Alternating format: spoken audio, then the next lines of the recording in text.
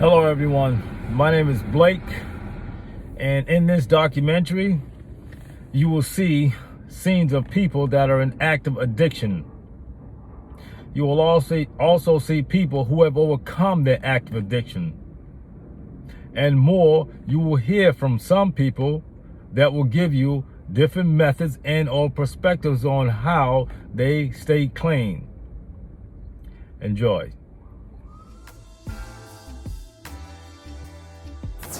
Ever have to confront people that were high off of something that you had to confront, you had to address, and things like that? Oh, absolutely, 100% positivity.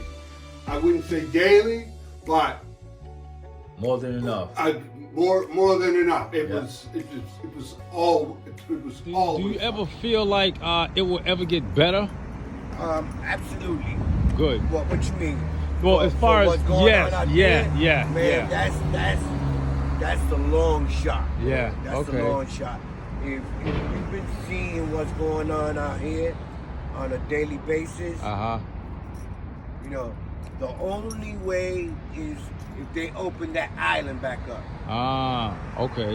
In Quincy. Yeah. You know, they've been saying that they're working on that bridge. But the reality is that people in Quincy, they don't want that out there. Yeah. You know? Ever since they shut that place down. Yeah. That's why we got this clutter out here now. Clutter. That's exactly what it is. Okay. It's clutter, bro. Okay. You know? And the people are out here, the residents, they're complaining about what's going on. Okay. You know? So when they complain, do they complain legitimately, or do they complain because they are uncomfortable? Legitimate complaint. Okay. Because their houses are getting broken into, their cars are getting broken into. Yeah. You know, their parents are getting robbed. Those are legitimate complaints. Right. Fair to You know say. what I'm saying? Yeah. And there's so much service out here. There's so much sources out here.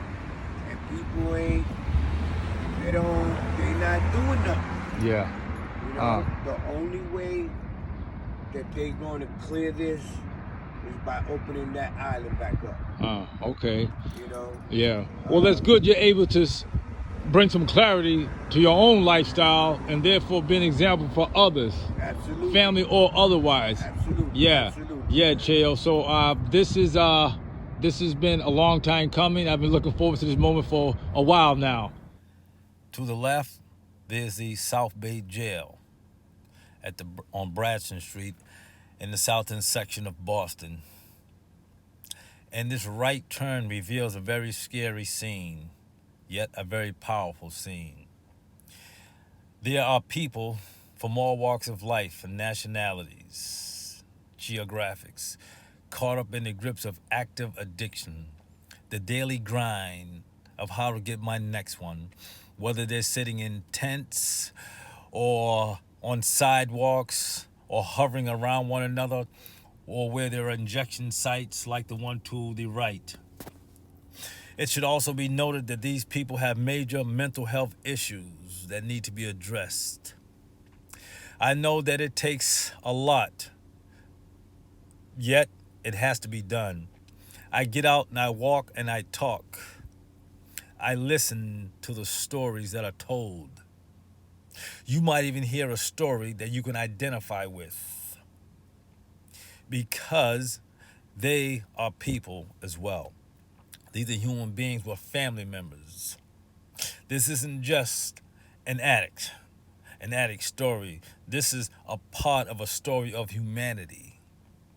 I'm just doing my part to bring this to others who may be uncomfortable with this type of stuff that goes on here. Thank you. Okay, Robert, how long has it been since I last saw you? About approximately 2 to 3 months. Okay, and what's happened since then? Have you been trying to do something for yourself other than get high? The shelter across the street that I stay at, 112, and outside, he gave me the news about how we have a place to stay, but I have to get my ass inside.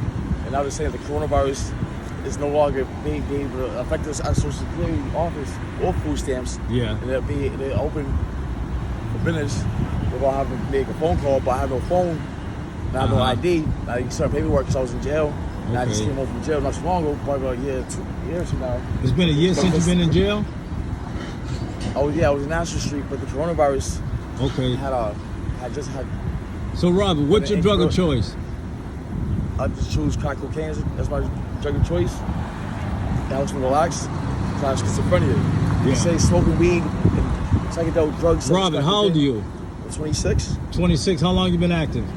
I've been a drug user of crack cocaine for about maybe 2 or 3 years. Maybe 2 or 3 years. We're going on 4 now. Okay. And where you from, Robert? I used to live in Mansfield, New Bedford, and Quincy. How old are you, Robert? I'm 26. I was born October 3rd, 1994. I'm a Libra. 26 years old. Okay. Has anyone ever tried to reach out to you to help you? Are there any programs in place to help people in your position?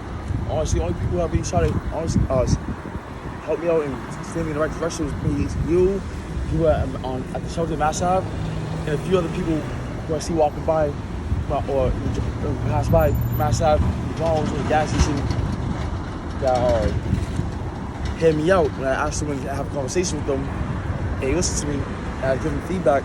They tell me to do this and another, like get a job, I try to get a job, or try to at least try to volunteer.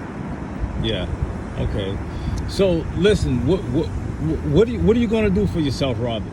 What are you going to do for yourself? I'm probably going to go to school. For what? Get my GED. I'm trying to do real estate. Yeah. So real estate, I'm going to start off slow. I'm going to try to go to college, first 2-year college, prep college, move up to a bigger college. And I'm trying to get a credit card. Robert, question. Do you sleep outside when it's warm out? Sometimes I do, sometimes I don't. I either go to my friend's house. Yeah. Okay. Or go to the shelter. Yeah. Okay. If there's no other options, like the door was locked, the door was asleep, or the shelter was closed, they was letting people in at the time, I would have to resort to sleep on the street, outside, underneath a bridge, or in the behind buildings. How often do you sleep on the bridges? I sleep on the bridge at least maybe once a week. Once a week? Okay. At least I try not to though. Yeah. But I would definitely try to, go to an alley or somewhere secluded where people, wouldn't bother me or I wouldn't bother them. Let me ask you this, Robert. A lot of people drive by and look at what's going on. Does anybody ever stop to pull over to ask you about what happened? Sometimes they do. Like maybe an older girl, older man. Yeah. Doesn't matter their age or race. So every now and then. Or the money situation. They just want to know what I was doing. Yeah. Because maybe sometimes I was talking to some other people. All right. Okay. Or I was being Well, listen, Robert. Here's what we're gonna do. We, meaning you and I, meaning if I ever see you again, I'm gonna remind you of this. What's today's date? June 13th, 2021. I'm reminding you of this date. Right. Today's the 15th? 13th. No, today's the 13th. Yeah, June 13th. All right. It's already. I just remember watching the ball drop for 2021. It's already about to be 4th of July.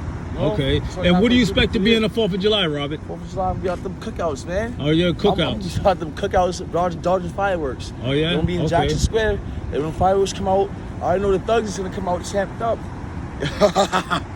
They don't throw the fireworks like they did. You ever see the movie The Party with the Irish mob did the fireworks?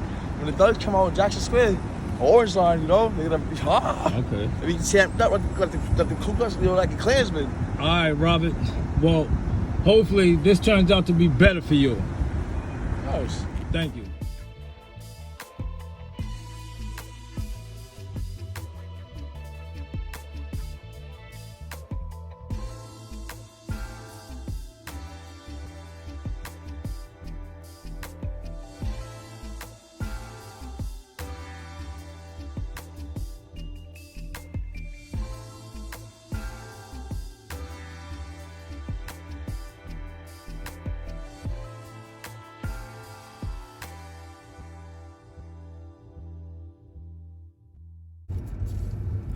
Warm, hot summer day. This is a typical scene. Someone's mother, father, sister, brother former co-worker, and uncle, living out their days as if this is a way of life. And yes, it is a way of life, particularly when it's all you see, all you know, all you feel. Despair. Oh well, if this is the life you choose, these are the end results. It's real.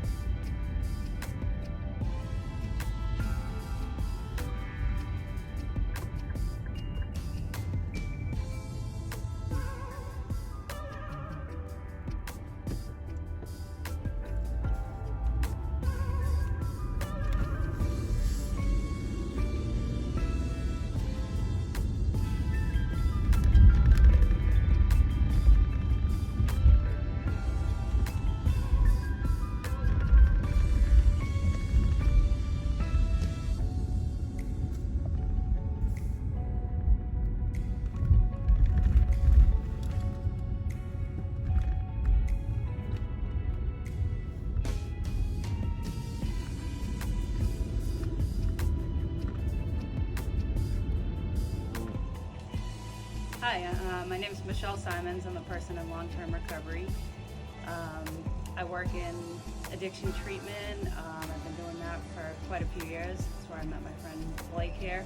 That's me on the other side. That's him on the other side. So my recovery looks a little different today than the last time Blake and I spoke. All right, go ahead, introduce yourself. My name's Patrick. Patrick, how you doing, Patrick? I'm all right. How long? What's your drug of choice, Patrick? All of them. All of them. Okay. Are you about to do some, or did you already do some? I'm on a methadone clinic. Oh, okay.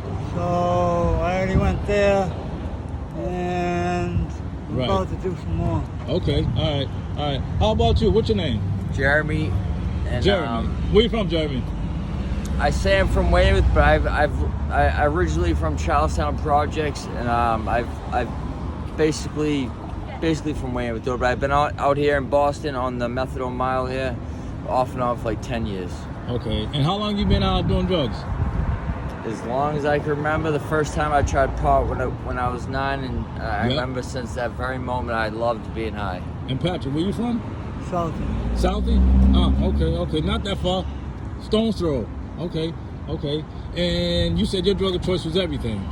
Yeah. I like that attitude. I like that everything. So we got Weymouth, we got Southie. So, how long you been doing drugs? That long? You know why I think it may not be spoken of, honestly? Because it's not part of the plan. Okay. And I never thought of that before until now. Maybe that's the reason that it's not taught in an honest manner. The truth about addiction. They make commercials about it. They sell us friggin' outpatient places, Malibu, whatever the hell that stuff is. You know what I'm saying? This country, it runs on drugs. So to be honest, both legal and illegal drugs. So when you take it all into perspective, they want us loopy, man. They want us loopy. So it kind of makes sense that the best you can get when we were younger, the best you can get out of from a drug prevention program was DARE or MAD. Wow, I remember MAD. Yeah, you know what I'm saying? Yeah, man. Like it's almost like, you know what? Let's not only let them continue to remain lost. Let's profit off of their pain in the streets and in the doctor's office. So I went to a psychiatrist. They started pumping Klonopins and all that shit. Okay. Like I went to her and it said psychotherapist. Yeah. I was mad young. I'm like, I'm not psychotic. Yeah. So I spit them all out. Uh-huh. They had me on like the highest Ritalin known to man. Right, yeah. FDA approved or whatever. Uh-huh. The nuns made me swallow them. Yeah. Okay. The nuns? Yeah. Oh, you're in Catholic school? Yeah. Okay. So listen, I mean, if you're about to do something, feel free. Don't be shy. If that's what you do, that's what you do. I'm here to educate people. If I had some, I'd be doing them right now. But I'm on my way of getting some. Okay. Yeah, I get the means to get what I need. Yeah. Okay. And you, Patrick? Are you about to do some, or you about to go get some? I got nothing right now. Okay. Let's go get some. Okay. Hey, so listen, I appreciate this. This is going to be helpful for those who don't know, for those who are curious, for those who are in fear. And the only way they're going to know is for people to see that down here at Methadone Mile, we got people that are, you have family members? Yeah. You got a sister, kids, brothers? All that. All that? Okay. And how about you? My dad's in prison. He's also an addict, big time. My uncle is in prison. My mother passed away from drugs in 2004. My sister's, I don't even know where. I hope she's doing all right. She's also an addict. It's ravaged my whole family. I don't got much family left. Yeah. I barely got anybody. Do you keep in contact, Patrick? Do you keep in contact with any of your family members? Yeah, okay. Well, listen, this has been informative, and hopefully I look forward to seeing y'all again. Thank you. Like, the flip side of that is, like, the medical model is based in fear. So they get upset and they get concerned if somebody wants to come off their MAT, and there's a huge lack of support from the medical community. And then you got us people in recovery like, hey, you can do it, you can get off, and we'll support you. And then you have the doctor going, you're not ready yet, or that kind of stuff, because they're so afraid that if somebody's not on MAT and they're newly in recovery, they're gonna die. You know, now is there a push for like the pharmaceutical industries to keep, you know, people on meds and that kind of stuff? I'm sure, you know, and no doubt. Yeah. But you know, like the fear-based stuff is really rough because there's no support for when people want to get off. Or the shift in culture now is people are leaving detox, and instead of saying, here's all your options, because as coaches and as treatment providers, we're required to like offer multiple pathways to recovery. You want to go to yoga, you want to go to meditation, you want to go to 12-step, do you want to consider MAT meaning medicated assisted treatment. However, that's not really the case. People leave and they're like, do you want Suboxone or methadone? That's a problem. So like the pendulum's swung so far the other way that people aren't, you know, getting offered like, hey, do you want to try 12-step and abstinence, right? So like I feel like there needs to be a balance, and there needs to be advocates for on all levels, or at least people that are open to everything and not scared that like, oh, if Blake leaves detox and he doesn't get on Suboxone, you know, he's gonna overdose and die. Like that's no way to, that's not healthy to project on people. So when I'm asked, Blake, why do you do this? The answer is quite simple. It is you who say that the newcomer is the most important person. I just happen to take that to another level. This is where you find the newcomer. This is where you find the stories that you once told.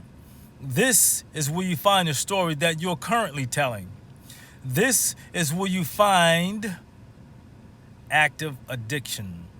Yep. This is where you find the wheelchair, the blind, the crippled, male, female, whatever your sexual persuasion is or isn't. This is where you find mental health. This is where you find ODs. This is where you find the EMTs and the cops who sit and watch. Yeah, this is where the action is. And I'm only playing my part. Word. Harm reduction, Model T type introductions. Yeah. So I get why they do it. Yeah. I know why it's there. They're trying to keep people alive, right? You know, now my career is different, so now I'm teaching the recovery coaching, and that model has, you know, well, I'm not going to say it's part of the model, the motivational interviewing, meeting people where they're at, and that concept. But a lot of the folks that I supervise now, like recovery coaching, in my mind initially was, I'm going to work with, you know, somebody that's 30 days abstinent from everything and like really excited about recovery and wants help. That's not what it looks like. the reality of it is most of the people that, so I supervise all these like handful of recovery coaches, and most of the people they coach are actively using or reducing their using, right? Or on medicated assisted treatment or something like that, right? So my values, and this is what I teach or what I say when I teach the recovery coach classes too, because that's what I do for North Shore Community College. For how long? What's that? How long you been teaching? It's been 4 years now. Okay. Something like that. They sent us to get trained. Yeah. Yep. So my core values for what recovery or how recovery is defined for me does not change. It's unshakable, right? However, like you might tell me you're in recovery and it might look really different and you have every right to tell me you're in recovery, right? So that's how I see it now. Putting my, what I think of recovery is and what it is for me and putting that on you is not fair.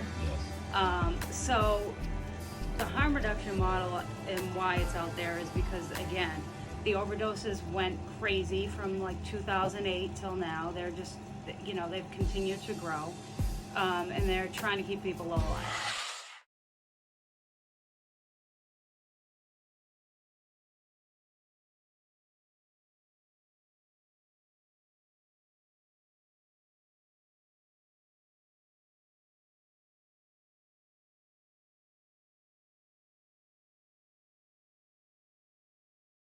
Am I right here? Okay, go ahead. Your name? Hi, my name is Joseph Glenn Johnson. Yeah.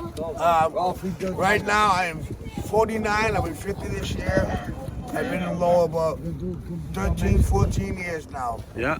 I have a good job, I work. Right now, come on, get out of the way. No, go ahead. She's all right. Go ahead. Go ahead.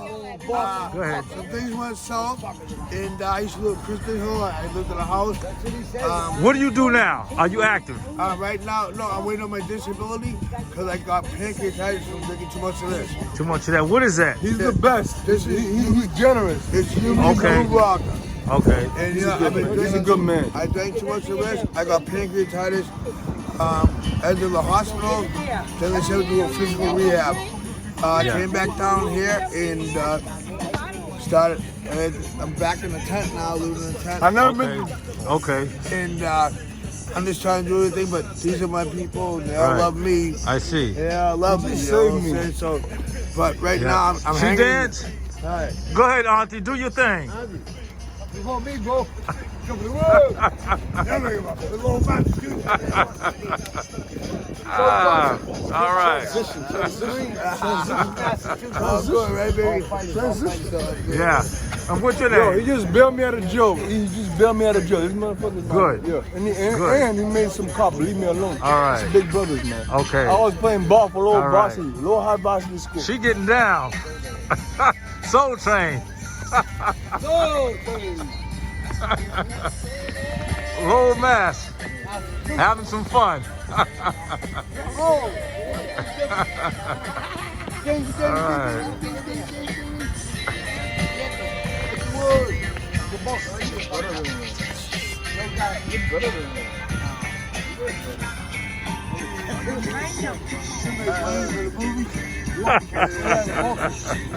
Oh, this is beautiful. Go ahead, girl. Boston right here in the hood. Okay. Beantown right here. Beantown, huh? Hey, listen. I appreciate this. Thank y'all. I appreciate this. This means a lot. We're a family out here. I see. And stick together through it all. Okay. Say word. Say word. Word. Word. Yeah, you got that right. Through it all.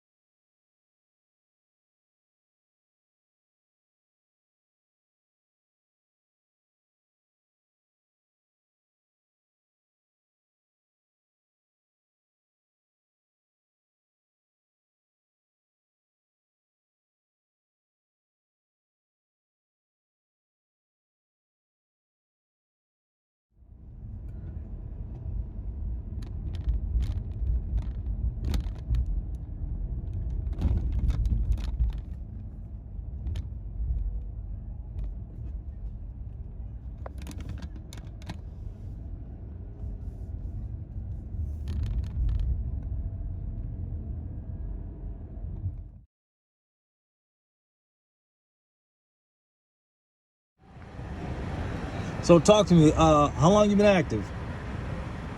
For over 25 years. 25 years. What's your drug of choice? Crack cocaine and cigarettes. Crack cocaine and cigarettes. I like that. Where you from? Roxbury, Academy Homes. Academy Homes, huh? Yeah. Okay. So you're Bostonian. Mm-hmm. So listen, you've been doing drugs for a long time, huh? Yes, sir. Okay. You ready to stop? Trying to. Okay. So it's a rough decision. Yeah, it is. Yeah, I understand. Especially when that's all you've known for a very long time. Mm-hmm. You know. So you've been to prison as a result of drugs? Many times, unarmed robbery and larceny. Yeah. Okay. All right. So have you ever tried to get clean before? Only time I ever been clean is when I did time in prison. Every time I'm released, due to the depression in the society, I relapse. Okay. Depression in society. I like that response. So addiction does bring that, among other things, this social ills in general. Now, what's your name again? Brother Kaim Shabazz. Kaim Shabazz. Okay, Kaim Shabazz. So listen, man, this has been just what I needed. You know, another person, man, who's affected by this by this addiction. You know, these drugs, man, they're killing people. But I appreciate your honesty and your straightforwardness, and this is how it works. This is how we help one another. Have an abstinence-based 12-step recovery program, and they have to show people how to safely inject crystal meth. Wow. Yeah, and honestly, I can coach you to help coach people to do that, but I don't know if I could face that and be comfortable with that, right? Yeah.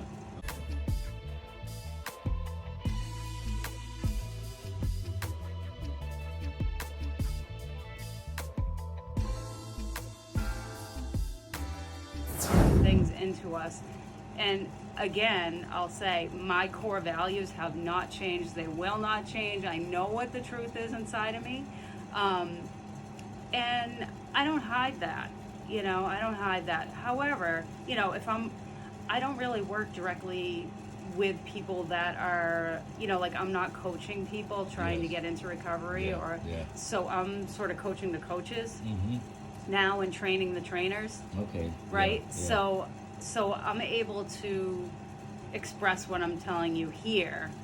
And I don't necessarily have to say like, well, it's good that you're not shooting heroin today, you're just smoking weed and that kind of stuff. I don't really have to face that head on. And I know that's difficult because most of the recovery coaches out there are abstinent. There's a few I know that are on MAT and they're fantastic. Think about the misconceptions there are. Okay. Think about the number of misconceptions that people have about addiction. Let's start and possibly end there. Think about the lies that people. Think about the misunderstanding.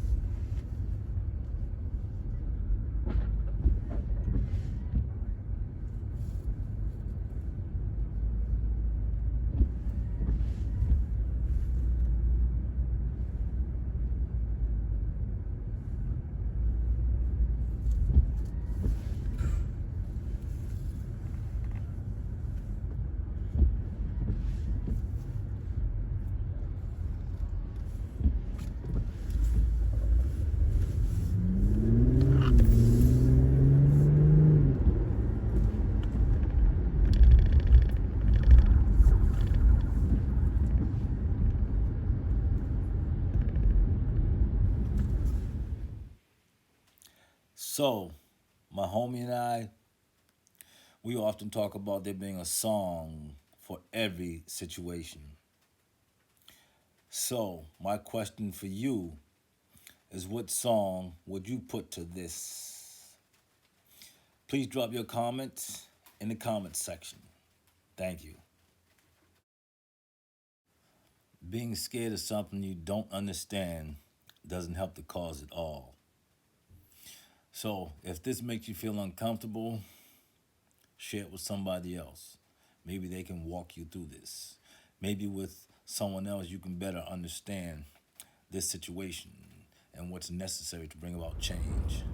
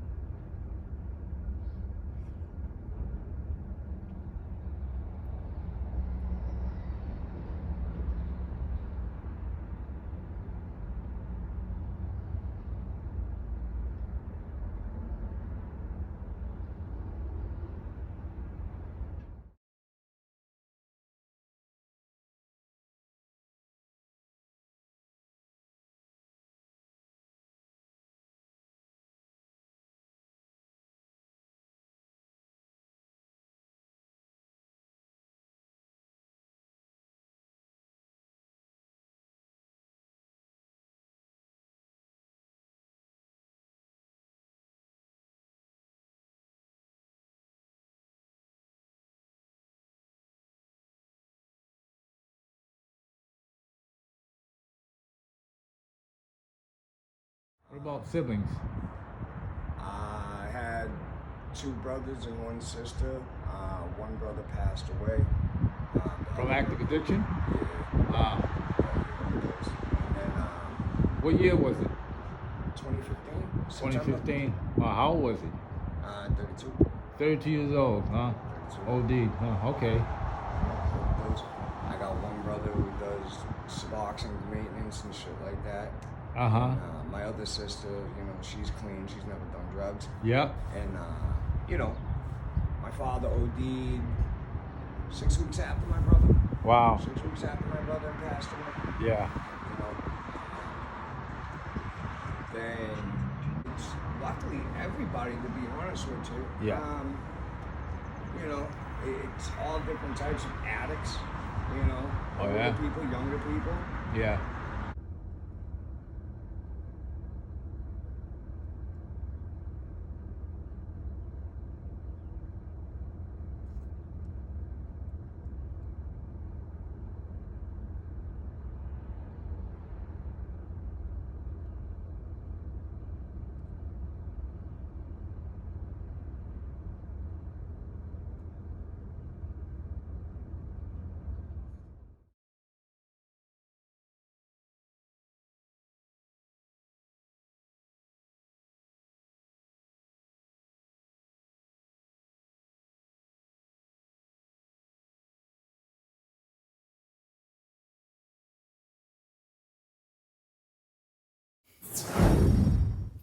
It all started with curiosities, the drive-bys, the looks, the observing, the identification, which became the walking, the talking, the listening to the stories of people who were looking for a way out.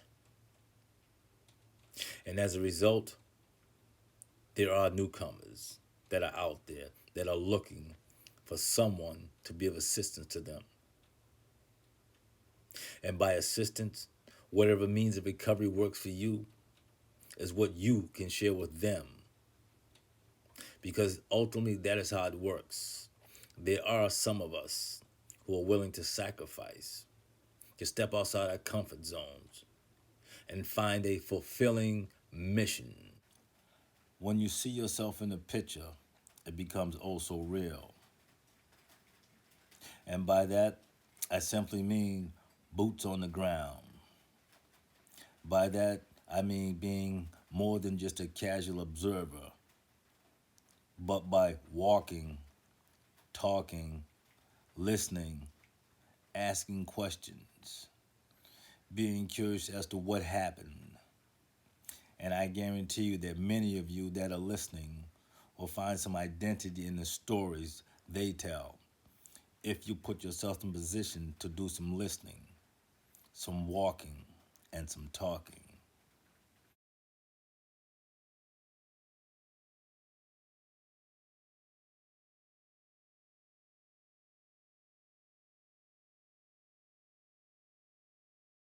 Oh, God.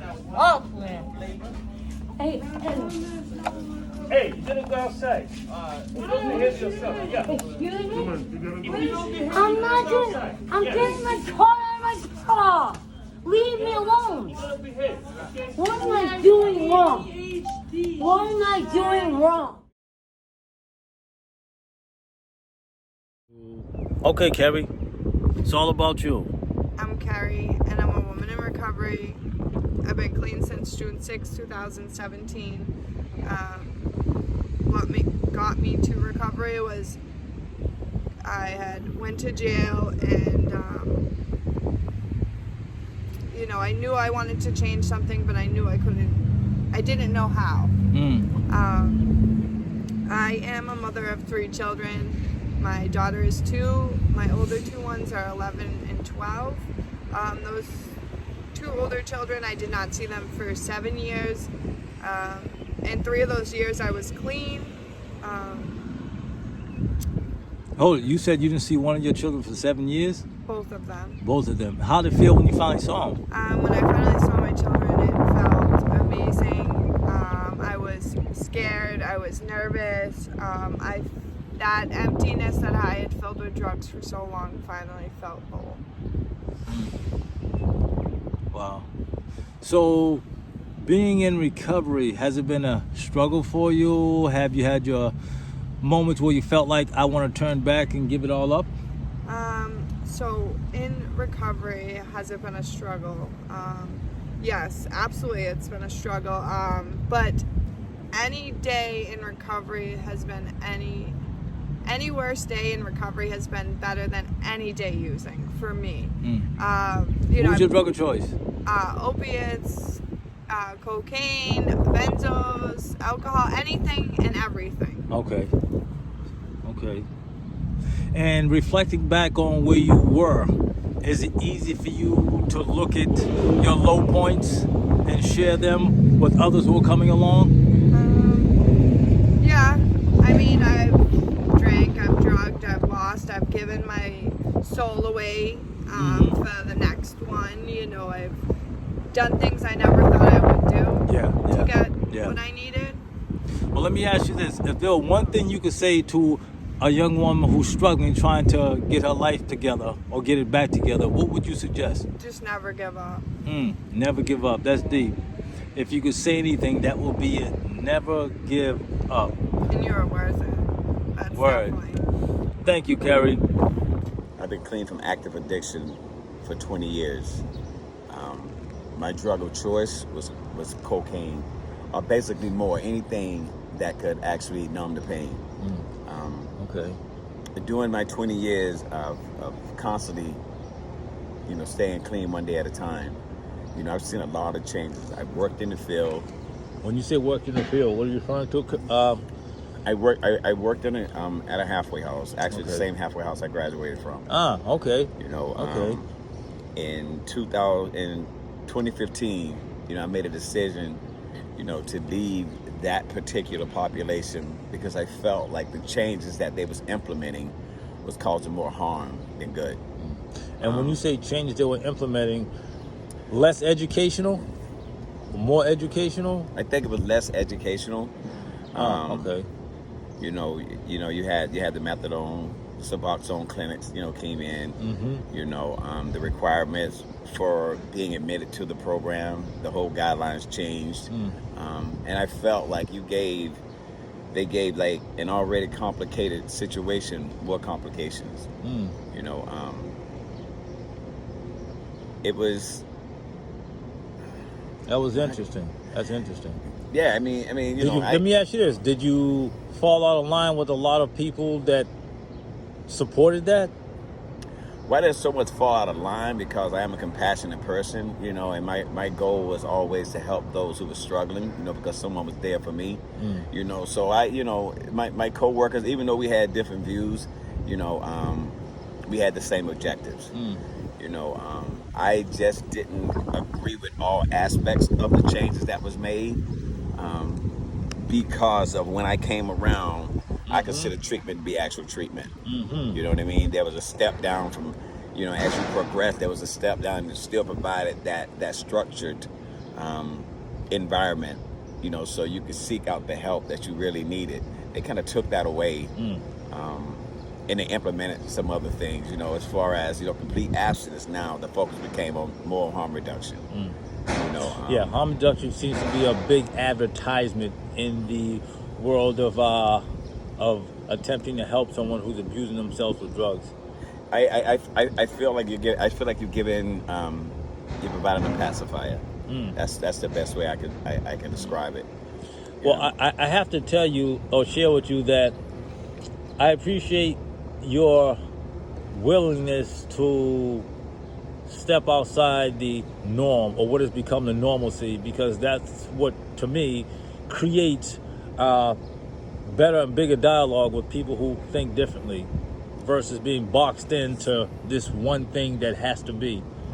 Right. I mean, change is inevitable. Everybody understands as we grow. You know what I mean. You implement, different things. But I think that in the, you're dealing with people. Yeah.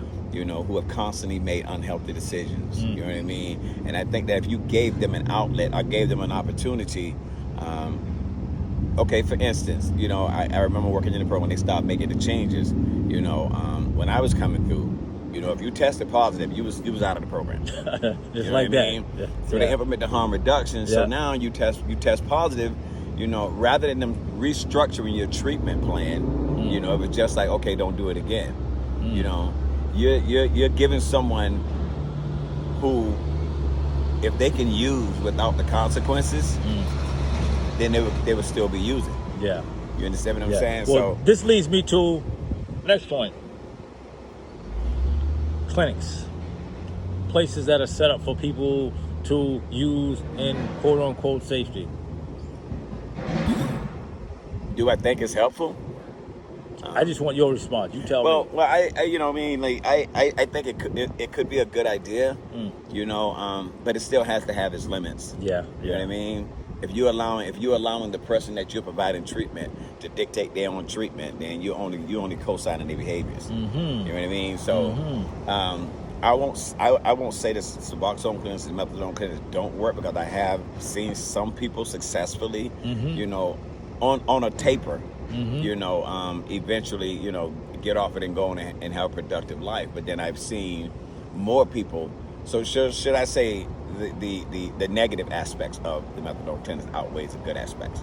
You understand what I'm saying? It's just human nature. You can do 9 good things and 1 bad thing. Yeah. It'll wipe out those 9 good. Yeah. You know, I think that we know. Because I used to question the program director, and I was like, you know, this doesn't work, man. You know, you're allowing people to use and stay in the program. You know what I mean? And he had this quote. It's like, when you overlook a deficiency, you set a new standard. And I thought that was very interesting. You know, when you overlook something that someone is doing, you're co-signing their behaviors. You know what I mean? And he had a quote. Was that his personal quote or something that he just embraced? That was his personal quote. He had it framed and everything. I couldn't understand it. You know? Okay.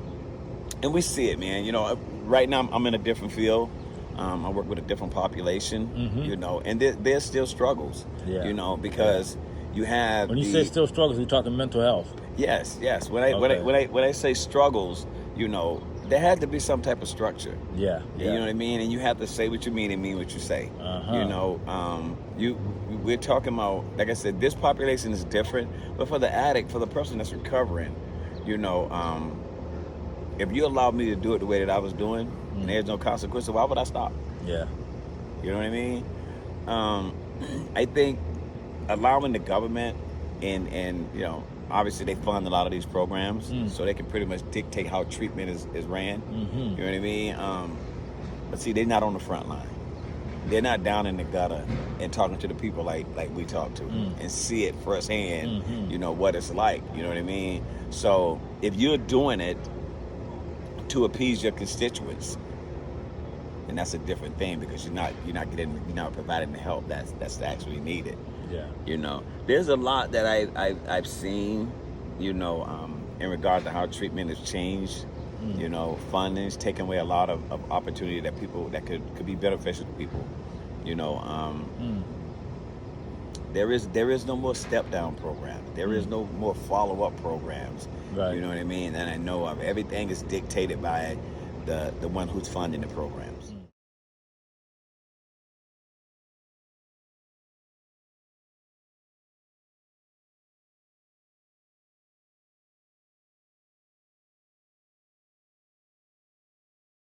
In closing, this is what I do here at Methadone Wild.